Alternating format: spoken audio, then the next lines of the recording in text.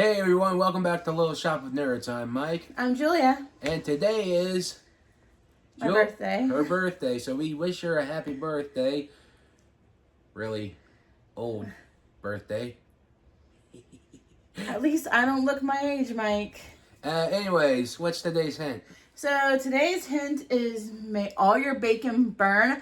I have been looking forward to doing this movie. We haven't done it yet. And all the time that we've been doing our podcast, and I have asked Mike many times when we were going to do it. Finally, we get to do it on my birthday. Well, consider it as your birthday present, so it counts. So it's HOWL'S Moving Castle. And today, yes, if you have not heard about this movie, it is a Studio Ghibli film that's based on a book. And which I have read the book. I own the book. The book is completely different from how the movie is. So if you guys want to see us do like a book review or like a comparison on that, let us know and I will get him to listen to the book so we can do a review on it, because the way that book is, it's completely different from how the movie is. But we will be focusing on just the movie right now. I will try not to interject when we're talking about the movie with anything from the book. So we will just try to focus on just the movie right now. Alright, let's get into it. Alright, it starts off with pretty much a girl named Sophie, right? Sophie, yes. Sorry, this is the second time I watched the movie, so I love this movie. So yes, pretty much in her working her hat shop that her father owned, and she's going by her normal life. And one thing about you need to know about this little land or world, they're part of a war, and some people have magic, some don't. Mm-hmm.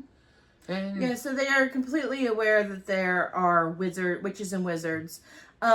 Sophie is a very quiet, timid girl, because while it is her father's hat shop, he has passed away. So her mother owns it. And Sophie just, it's just, she's just very shy, timid, and she doesn't think that she's pretty.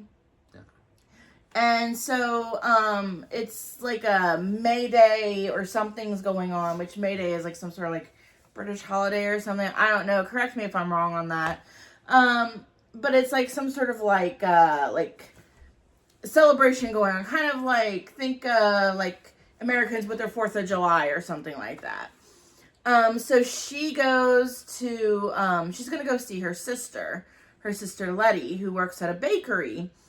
And she's walking and she gets accosted by a couple of military men who want to take her out for a drink because they think that she is attractive or cute. And then this man shows up, says, "Hey, I've been looking everywhere for you, sweetie," or sweetheart or something like that. He uses some term of endearment. And he makes the men leave with magic. yes, and this character is Howl, voiced by... we don't know that yet. Right. Well, voiced by Christian Bale. You might know him from the Dark Knight series. Batman. He's an okay Batman, not that great. But either way, yes, they are walking down an alley, and turns out they're being spied on by these blob-looking men. But he manages to get her to the bakery safely, and she's talking to her sister. And apparently, witches and wizards will eat the hearts of people. And I'm not quite sure exactly why. I don't know if that's ever explained in the movie. But either way, mostly it's because they made a contract with a demon or something like that. Yeah. Either way, yes. And her sister asked, "Why are you running the hat shop that you don't like?" And she said, "I'm the oldest." And any excuse, and then Yeah. Sophie seems to have, like, she definitely seems to be the responsible one. And Letty is telling her, why don't you go out and do, find your own basically go out and carve your own life. Like, go out, do whatever you want to do. Do not stay in that hat shop. This is the only time we see Letty in the whole entire movie. We only see her during, like, the first, 10 minutes of the movie. Maybe 20. So then she leaves. Sophie leaves the bakery. She goes home. Mm-hmm. And now she gets stopped by, she goes into the hat shop. This woman comes into the hat shop after she locked the door. And because we watch Sophie lock the door to the hat shop before, the large woman comes in. And she's like, hey, the shop's closed. I must have forgotten. I thought I locked the door. I must have forgotten, when we actually sat there and watched her do it. Now, this woman is the Witch of the Waste. And the reason why she is focusing on Sophie is because the blob men that had been chasing Howl and Sophie were her henchmen. So she wants Howl's heart, the Witch of the Waste does, which we don't really find that out until a little bit later. But well, I thought it was because she loves him too. No, because I think she just said that she just wanted, because she said that she wanted Howl's heart. And then she talked about, towards the end of the movie, she's talking about how she wanted, that she liked the hearts of men. She likes to eat them. Well, either way, she turns Sophie into an old woman it's pretty much of a curse. And Sophie can't talk about it. Because if she tries, the curse closes her mouth. Which we see in action when she, a little bit later. Yeah. So I feel so bad for her at this moment because she's just freaking out, and she's like, you're gonna be okay, Sophie, just go upstairs, you're gonna be okay. You're gonna be okay. She almost trips and falls, and she's like really hunched over and like really old. And which, I don't know if you noticed throughout the movie, but as the movie progressed, she started standing up straighter and straighter. Mm-hmm. She wasn't so hunched over. Yeah, because she realized Well, it's not that. It's also Howl knew she was under a curse, but he couldn't really break it because I think Sophie had to break it herself. Yep. But he was, basically what he was doing was he was taking away some of her pain. But she was also kind of feeling more confident in herself because she was very unconfident and stuff. So her mom shows up, and then they're like, oh, Sophie hasn't come down yet from her room. So she goes up to see what's wrong, and she's like, I got a cold, don't come in here. And then she decides that she's basically going to leave. So she leaves the market. It's called, or the place that they live in is called Market Chipping. And she decides that she's going to leave, and she's going to go out into the wastes to, I think, find Howl, I think is what her... yes. Either that or she was going out to find the witch. It was one of them. She was definitely going out into the wastes. And while she's walking, exploring and stuff, she finds a scarecrow who's also underneath a curse, which we don't know until the end. We just call him Turnip Head. Because his head is a turnip. And he keeps moving along with her, and then, we get... Chewie. There goes Chewie. Howl's castle pretty much moving on its own, and she goes in, and then this is when we meet Calcifer, a fire demon, sort of, Voiced by Billy Crystal. If you don't know who he is, go watch The Princess Bride and look at the scene with the miracle worker. Yeah. He's also Mike Wazowski in Monsters Inc. And also City Slickers. Anyways, Yeah. besides that, yeah, she gets in there. They pretty much Calcifer made a deal.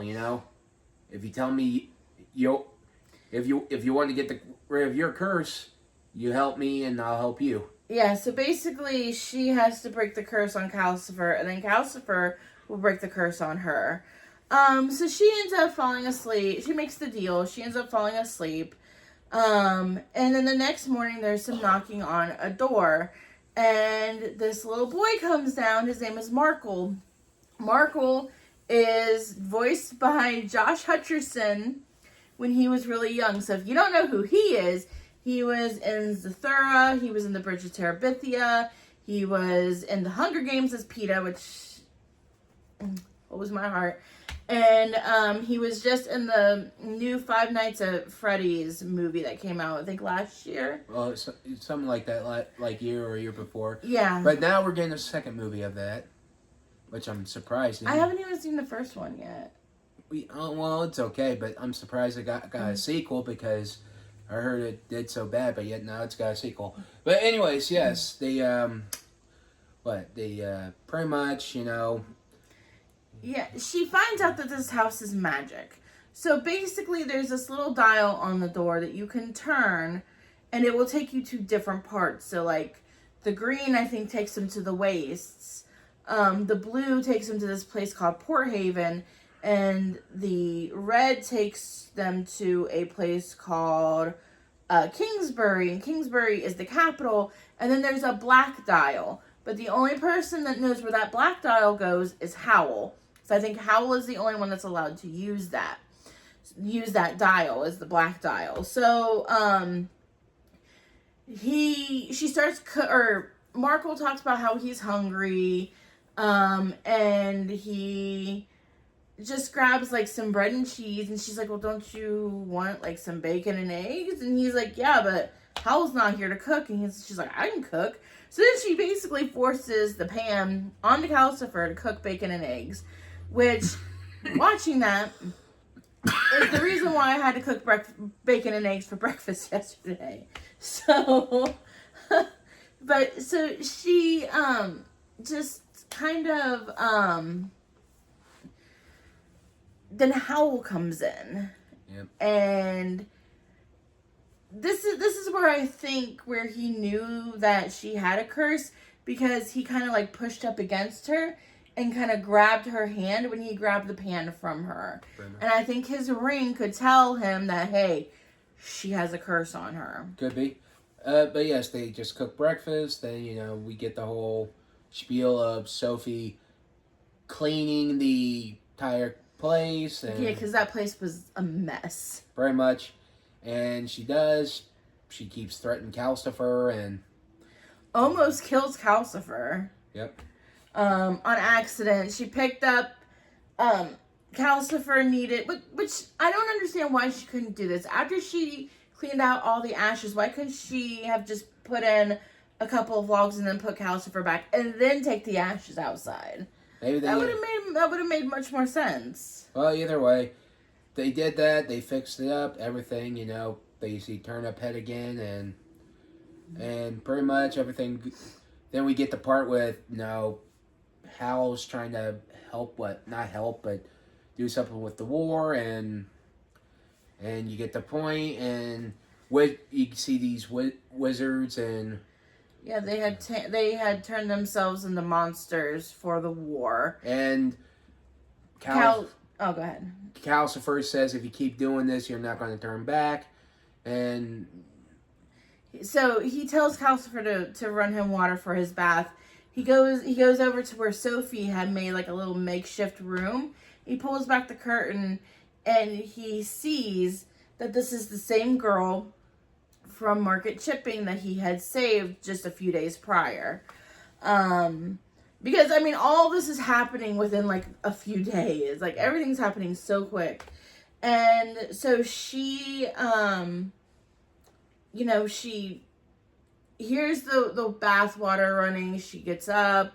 She's old again. But while she was sleeping, she was young. That's how he was able to tell that was the same woman.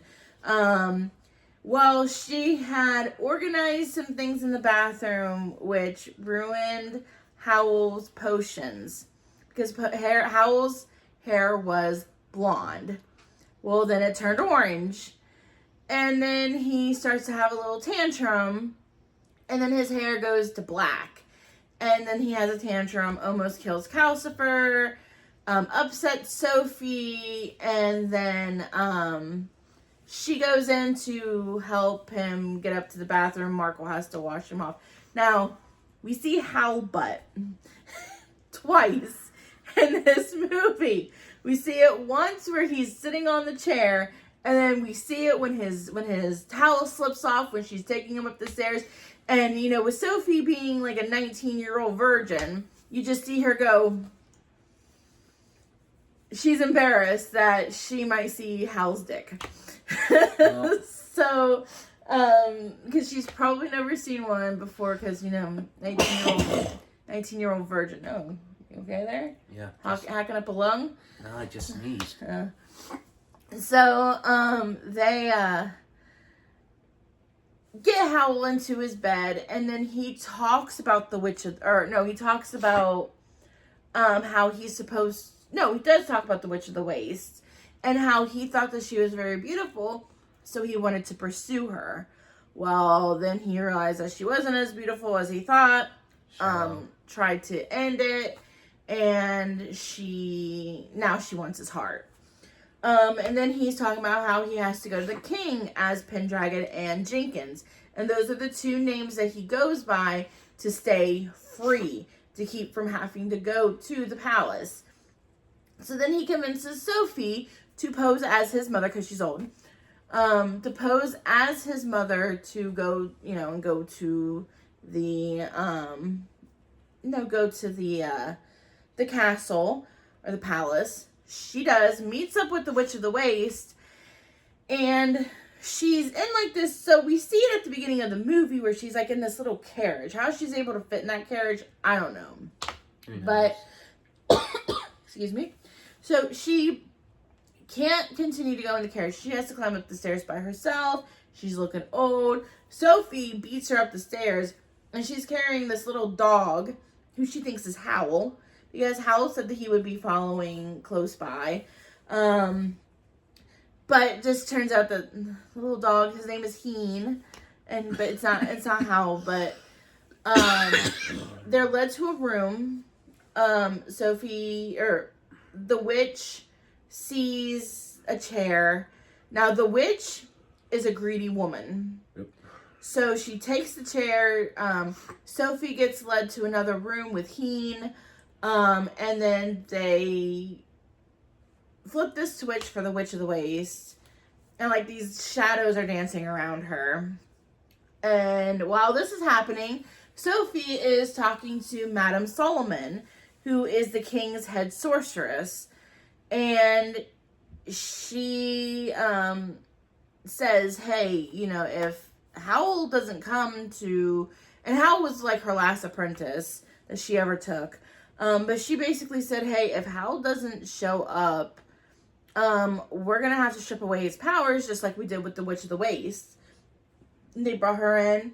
Her powers were gone, so she was no longer a witch. And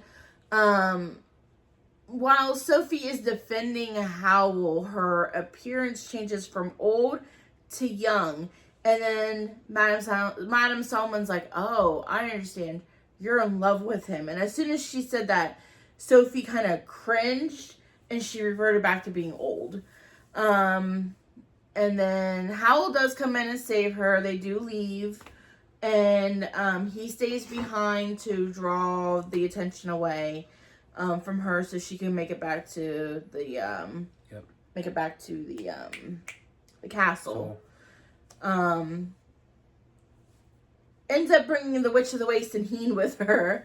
The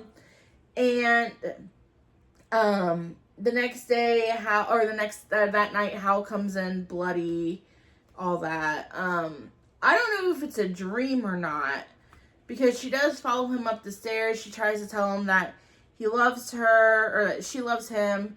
But he's like, what do you know about breaking? Because she told him that I can break whatever spell you're on, or spell you're under.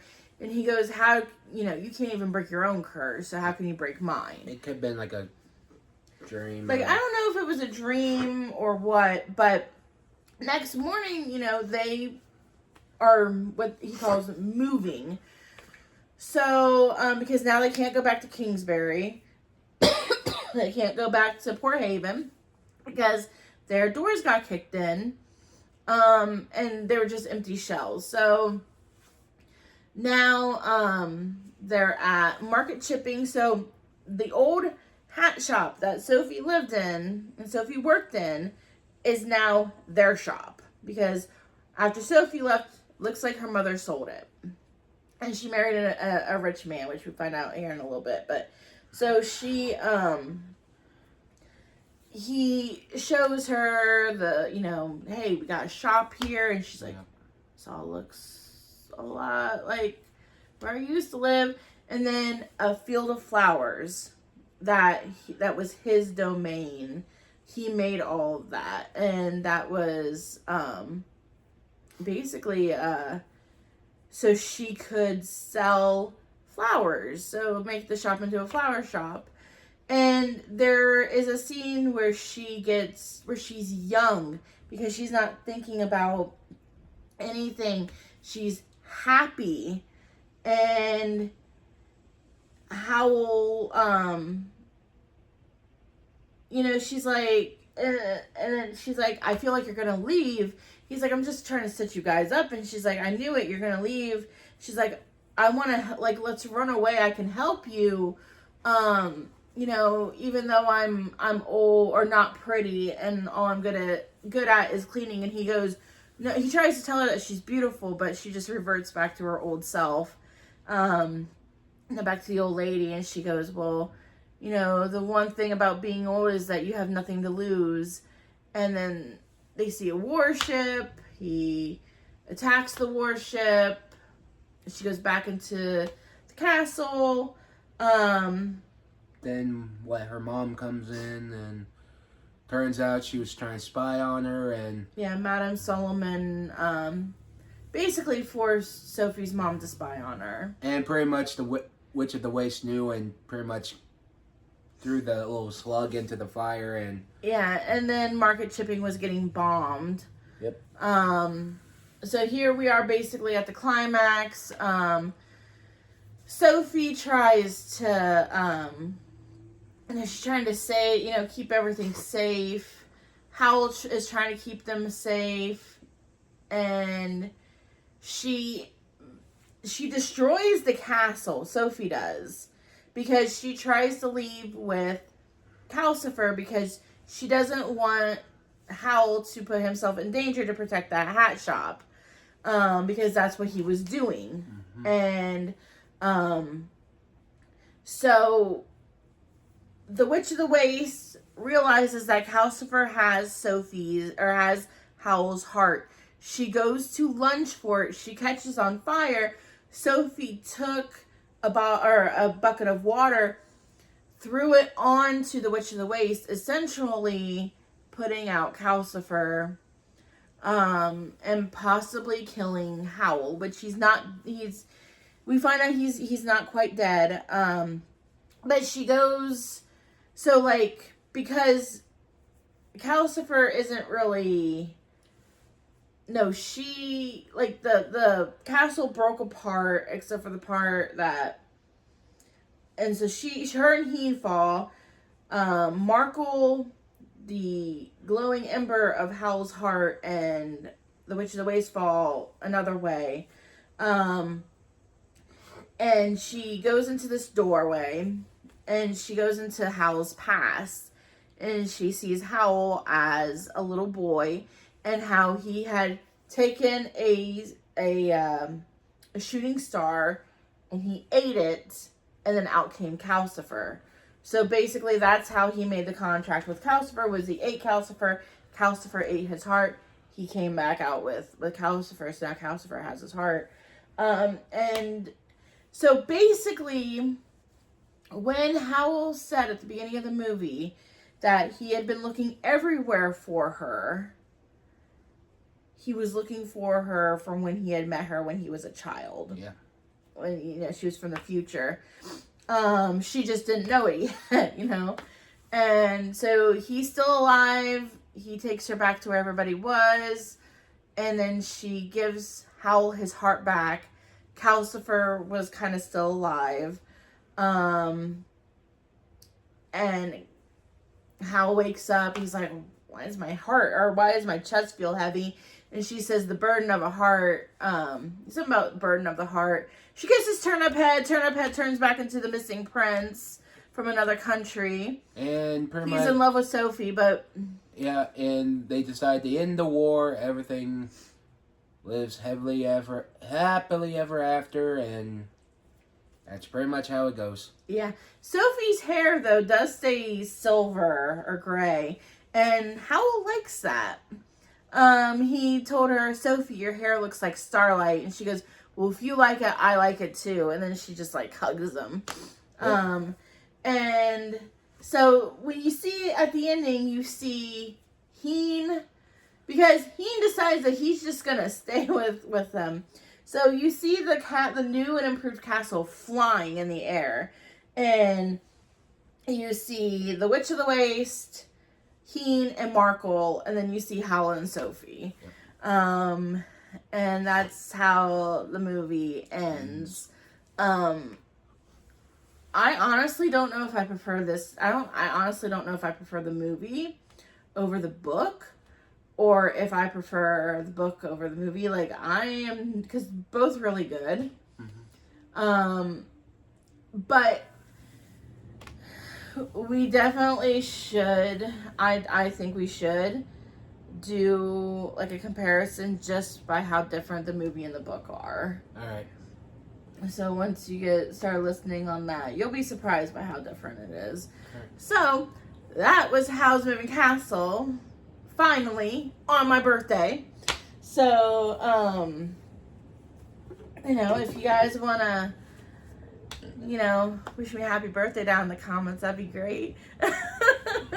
So but yeah, so I'll go ahead and give you next week's hint. It's Bangarang. So I have not seen this movie in literal years. Mm-hmm. And it was great to kind of revisit it again. Yeah. So we will see you guys next time. Bye.